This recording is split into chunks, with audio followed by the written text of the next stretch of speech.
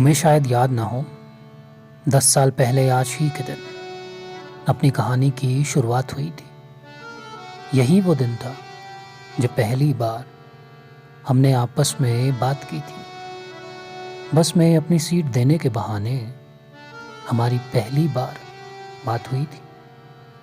कितने साल बीत गए हैं। हमने इन सभी बीते सालों में खुद को बदलते देखा है। एक दूसरे की ज़िंदगी में एक दूसरे के किरदारों को बदलते देखा है। गम में, खुशी में, अच्छे और बुरे दिनों को भी साथ में देखा है।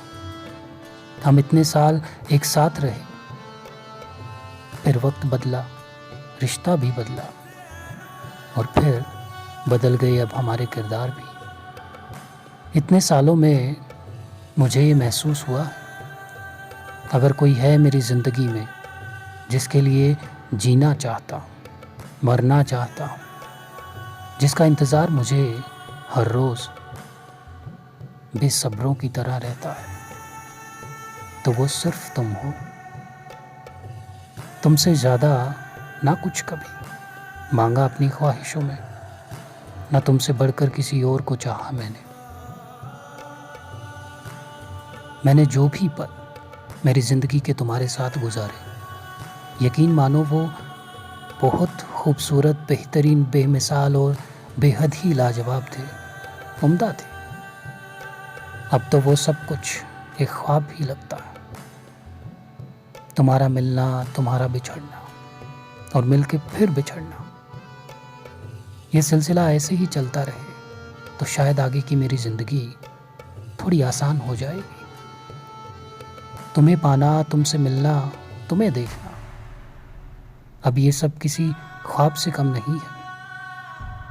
हालात मेरे काबू में ज़रूर हैं, मगर तुमने ही कहीं न कहीं अपने इस रिश्ते को अपना वक्त देना लाज़मी न समझा, ना शायद समझती हो। जो भी हुआ, जो भी रहा, मगर ये बीते हुए साल बहुत यादगार थे। ये मेरी खुशनसीबी है कि मैं तुम्हारी ज़िंदगी का वो हिस्सा हूँ और वो किस्सा हूँ जिसको कभी बताते हुए गम नहीं, खुशी होगी। मेरी दुआ है तुम अपनी ज़िंदगी में एक बेहतर इंसान बनकर मुझसे किसी रोज़ फिर मिलो,